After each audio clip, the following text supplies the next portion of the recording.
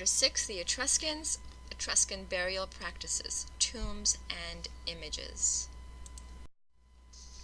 What you're looking at is a necropolis, and the word is highlighted for you there on the screen. And a necropolis basically translates to a city of the dead, which is a Greek term. What you've got are a grouping of these burial mounds that are grouped together, and they comprise what we would call maybe a cemetery, a burial area. And now we're going to zoom in with the next few slides onto these sites.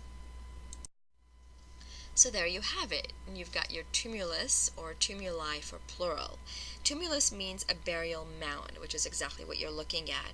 In the Etruscan architecture, these mounds are covering subterranean multiple chambers. Now, what we were going to see is, the various kind of galleries or rooms or sections of this underground, semi-subterranean burial sections. Now, the material here that you are looking at is called tuff, or sometimes tufa, which is a limestone, which is a local material, obviously. The easy thing about this is that the tuff is very easy to carve and excavate and create your multiple chambers, and then after it's been exposed to air for a while, it begins to harden, which is ideal, right? So easy to carve and create your chambers, but then harden, so it's solid, it's stable, it's not going to fall apart. In this photograph, you can see another burial mound, right? Another tumulus.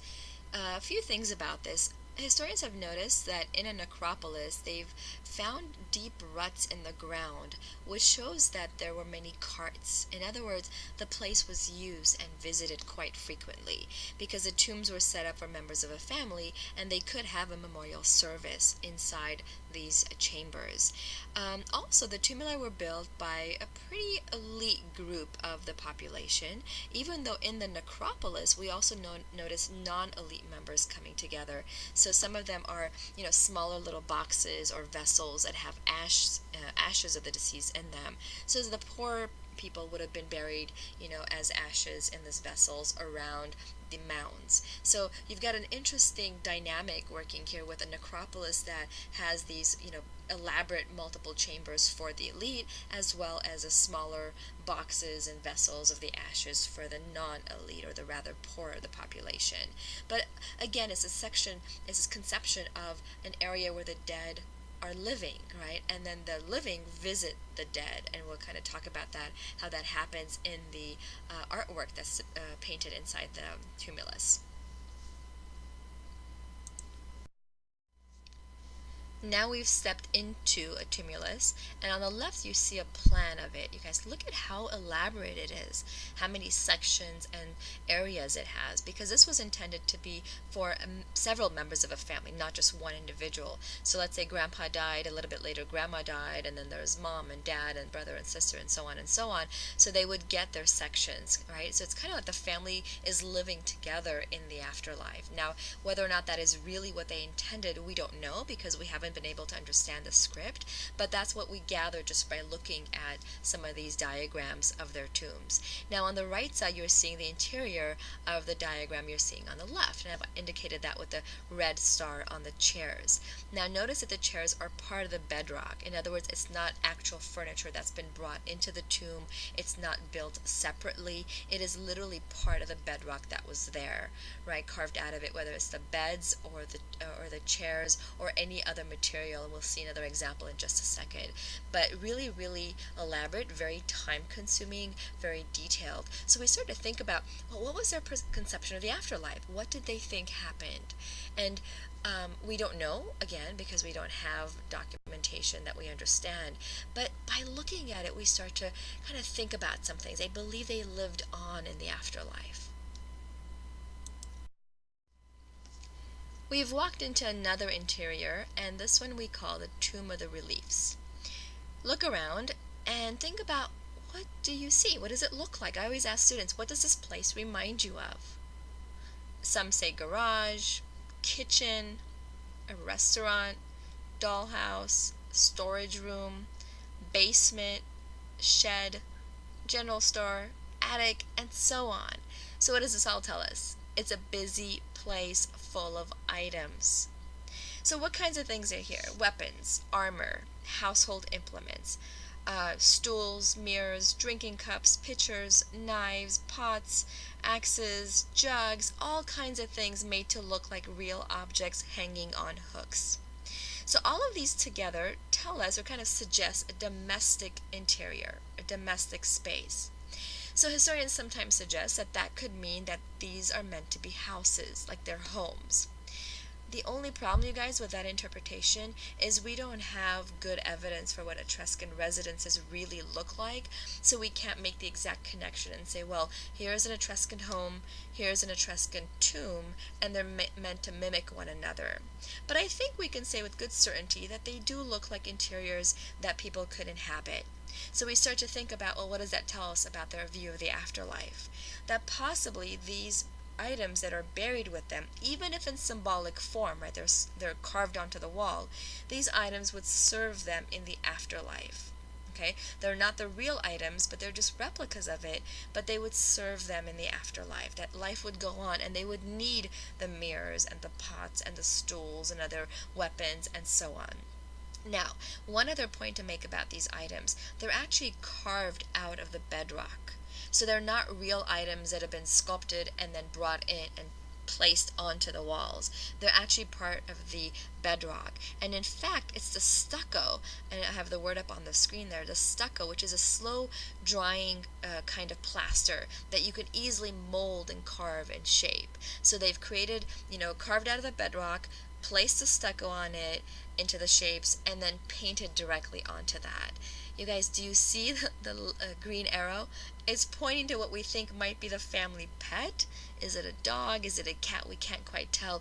But there is, this other form that comes into their interior spaces, which again tells us that it might be meant to mimic their current present life, and the idea that that will continue after they are dead.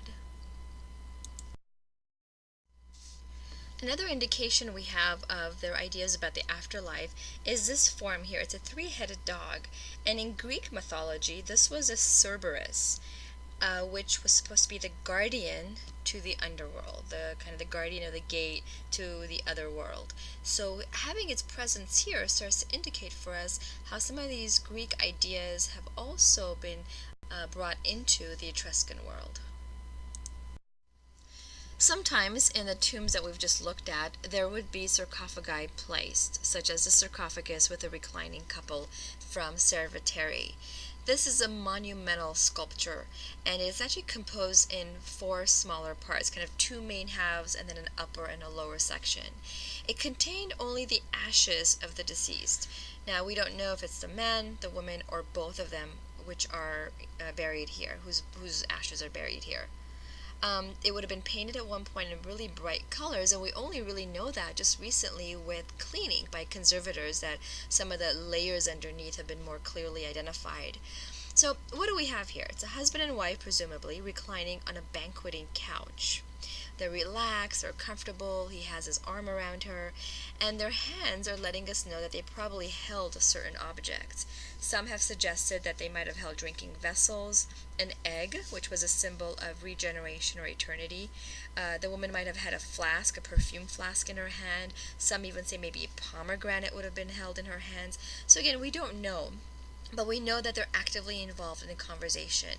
It's a piece that's quite alive and animated. Their vibrant faces, their arms, their hands. It's very active and energetic, which is a very typical marker of Etruscan artwork. And then we think about the interaction with the viewer. Where are we, right? Or think about the families that would be visiting the tombs in these tumuli. What would they be thinking and saying with regards to these sculptures here? Well, it seems that they're communicating with the viewer. One historian suggests that it might be they're inviting the viewers to dine with them, right? Kind of to dine into eternity, to dine into the afterlife. So really important to kind of engage the work as this active celebration of life instead of a kind of a quiet meditation of death. Now, a few other points about it, kind of stylistic features here. You'll notice that the Etruscans valued kind of that upper portion of the body, right? Because the rest of the body, the lower part with the legs, doesn't look quite so natural. Even the kind of the transition from the upper body to the lower body, kind of where that piece combines, right, where they're united, well, it just doesn't seem like a real body in that case. But again, that wasn't their intent. Their intent was to show these active, live, kind of engaging upper bodies where they seem to be conversing with us and even maybe conversing with one another, holding objects kind of for view and that are symbolic as well. Now, one of the things also about this piece is we know it's a high status couple. First of all, somebody of high status could have afforded such a large sculptural sarcophagus. Again, the bodies are not buried here, it's just ashes. If it's just ashes, you could have had just a vessel that contained the ashes. But no, this wealthy couple or the husband and wife have gone beyond, above and beyond, and have created a pretty big sarcophagus. So the monumental size of the sarcophagus is indicative of the high status of the individuals. Also, the pointed shoes that are worn by the women here are also another symbol of high status. So think about the features of Etruscan life and their view of life as well as afterlife that an object like this indicates. I love this viewpoint of the sarcophagus from this angle because you can really see those fingers and hands and the gestures, right, and the kind of the closeness of the two figures together. So this idea of Etruscan art being animated and lively and in motion and dynamic, all of that is so evident from this perspective that we have right here. So this type of original Etruscan sarcophagus that we have is pretty innovative. So we don't have a parallel like this in Greece. And you see the Greek model there with the Anavissos Kroisos from 530 BC. You see this kind of just a standing nude male form, right? Nothing exciting and active and kind of conversing with the viewer. Very much self-contained. And then of course several centuries before that we have the image of Menkara and his wife from Egypt. And again, husband and wife, but very static, solid, kind of looking frontal, disengaged, distance from the viewer. So I wanted to put these together because these are just funerary monuments that we've seen throughout the class, and I want you to be aware of what does this tell us about death? What does it tell us about what their view of life even was about? And in the Etruscan case, we're seeing this, what seems to be a celebration of life in death. Now it does share similarities with the Anavissos Kroisos in terms of the archaic smiles, kind of small almond-shaped eyes, the rope-like hair. So there are certainly similarities with archaic Greece that we see. However, the Etruscan form seems more animated, right? More engaged externally instead compared to the Anavissos Kroisos. What does a sarcophagus of this sort tell us about the role of Etruscan women at the time? Well, what we've already seen right here is that they would dine with men at the banqueting tables. Now, this is pretty strange to the Greek neighbors across the sea because Greek women did not do such things. So, for the Greeks to look across and see this kind of stuff happening, they thought, oh my goodness, the world's going to end and this is absolutely ridiculous and unacceptable. So, what else about Etruscan women do we know? Well, they enjoyed quite a bit of freedom, as you can see, and had an independent spirit. They could attend not just banquets, but also sporting events with the men. And so they do have a higher status than the Greek counterparts across the sea. What other things? They could own property. Their names were mentioned on gravestones, not the name of their father or husband, as we have seen in Greece. They were also literate, which is quite astonishing when we think about kind of the context and the role of women at the time in this Mediterranean Sea. So very, very telling, and a lot of information that's conveyed in the absence of the documents that we can read and actually understand. We have the objects that tell us about their lives and what was, what society was like. I just have this photograph here to show you a bunch of sculptures of women, right, in that same kind of reclining position at these banquets. So this is kind of a common artistic subject that comes up with Etruscan funerary objects. So let's bring it all together. What can we learn about the Etruscans from this sarcophagus? You know that these are questions I'm always putting out there and things you always want to make sure you're checking yourself with. Right? What do we learn about this society from this object? Well, there are three key factors that are revealed to us with a sarcophagus like this. Number one, we just mentioned that the role of women, right? That they're able to go to these events and be seen in the public space with the husbands. Number two, it reveals us their burial practices, right? They were buried in the tombs, but there were ashes that are placed in the sarcophagus, not necessarily the bodies, and also that the objects are very much animated. So in a way, a celebration of life instead of death, right? And the third one is artistic preferences. That there was in this case a preference for highlighting the upper animated body in conversation, and not much thought to the lower part of the legs, which is not very important to the story, the narrative that's told here. So three key points: women, burial practices, and artistic preferences. Some of the tombs also had paintings in them.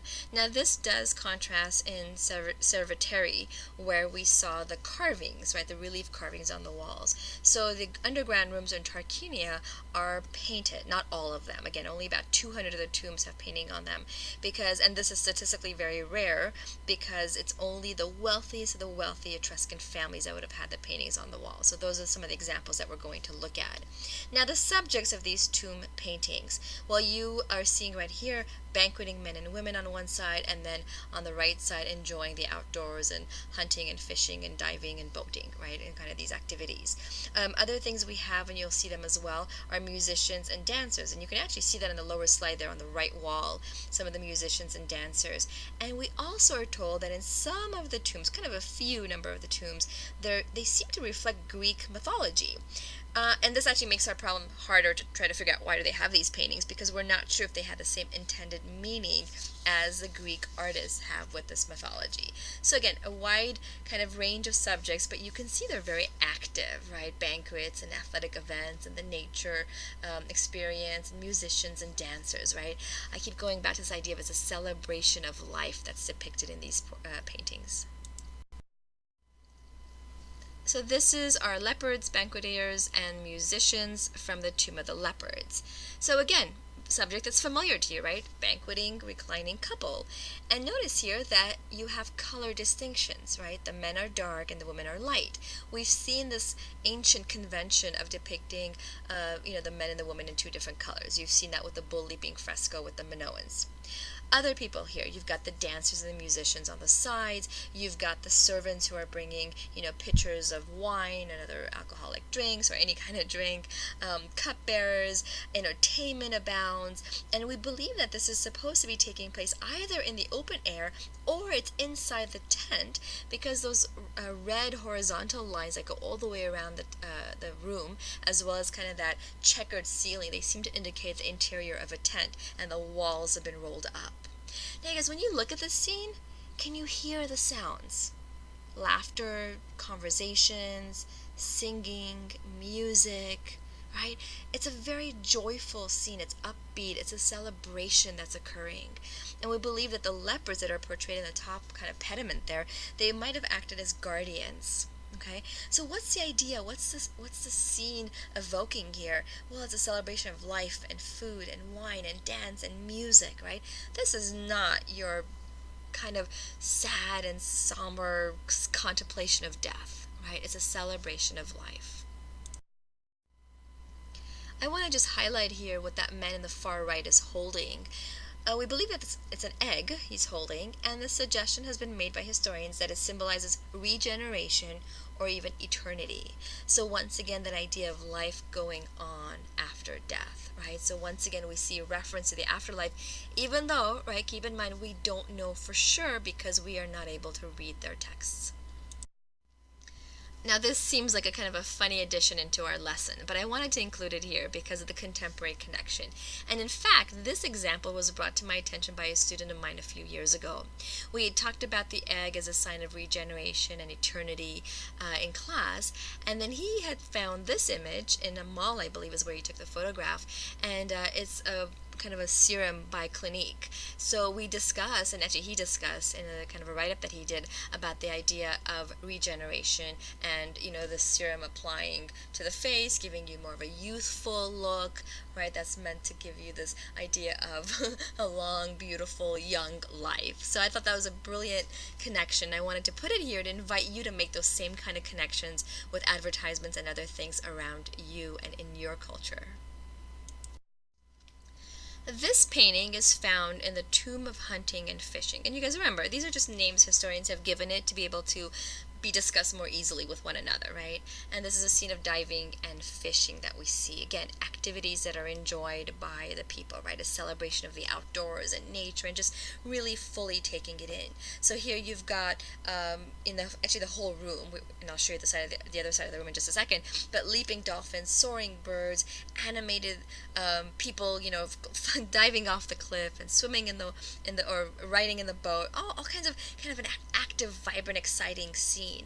Notice once again those horizontal lines at the very top of the screen, and we believe those are garlands that are hanging down, right? So once again, it seems like we're inside a tent, looking outside the tent at this exciting, active, energetic scene that's taking place outside of it.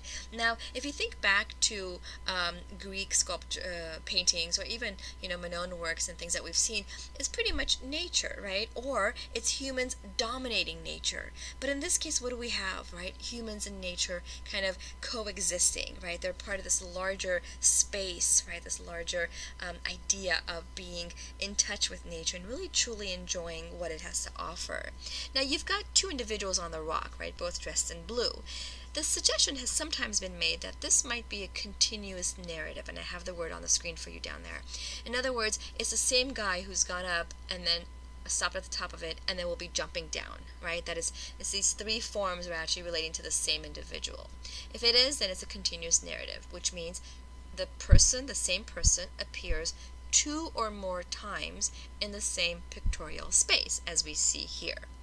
Now, here's an interesting thing I read about the interpretation of the scene, is one of the scholars suggests that could it be that the guys in the boat who seem like they're kind of waving, or their hands are extended towards a diver there, could it be that they're waving goodbye? Is that a gesture of goodbye? And the person jumping into the sea is jumping into the sea of death. So a connection with the sea and death, and here's this man who's going to dive into the sea of death. So in a sense, like sending off your beloveds, right? Sending off these people into the afterlife. But what are they doing? They're engaging in the activities that reference probably things that they enjoyed. Now, the colors of the scene are very vibrant and very kind of alive, right? And very exciting. And even the motion and the energy of it is certainly really fun to look at, with all the diagonals all over the screen. And it looks a lot like some other image that you might have seen before. Remember this mural, the spring fresco from Tira in the Cyclades Islands while we were studying the Minoans? I just wanted to bring it in because there was a similarity in style, certainly, right? However, we don't believe the connection is actually possible because Tira was destroyed by a volcanic eruption. So we don't believe that that's possible, but I wanted to bring it in because there is this still engagement with the landscape and kind of this liveliness of it, and artists using bright, bold colors to really demonstrate that. So we see it in Tira, and then we see it with our landscape in the tombs of the Etruscans. This is another side of that same room that we were looking at, and here you see this man standing on a rock and ready to use a slingshot to catch some birds. Now, this might be the owner of the tomb because he's depicted much larger, so certainly more important than the other figures. And the ones in the boat, again, kind of with some of them with their hands up, might be once again bidding him farewell. Again, we don't know if that's exactly what they were doing, but it's a suggestion that we have made. Now, on the right side, you'll see the niche, and we believe that that was used for offerings, right? Because this is a tomb, after all. And so when family would visit the deceased people, they would be bringing in offerings. So let's bring it together. Why are these painted? What is the purpose of these paintings? Well, one suggestion: may have recorded and perpetuated the activities that the dead person actually once enjoyed. Okay. Number two, they may depict rituals that were observed at the funeral. Possible. And the third suggestion is that they might have served as provisions for the afterlife of the dead person. Okay, so activities, rituals, or provisions in the afterlife. Now, what is a problem here? Is there's a problem of interpretation. It is hard to determine what these were really painted for. And that comes basically because we are ignorant about Etruscan beliefs about death and the afterlife. We have great suggestions, certainly, right? But we don't know for sure. Now, the Roman writers who are writing about them later, they do talk about them being highly religious. We also know that they had priests and augurs who were reading omens, right? The flight of birds, the sacrificed blood of animals, and so on. So we know that there was a lot of religious emphasis. But how do these paintings play into that? We don't really know for sure.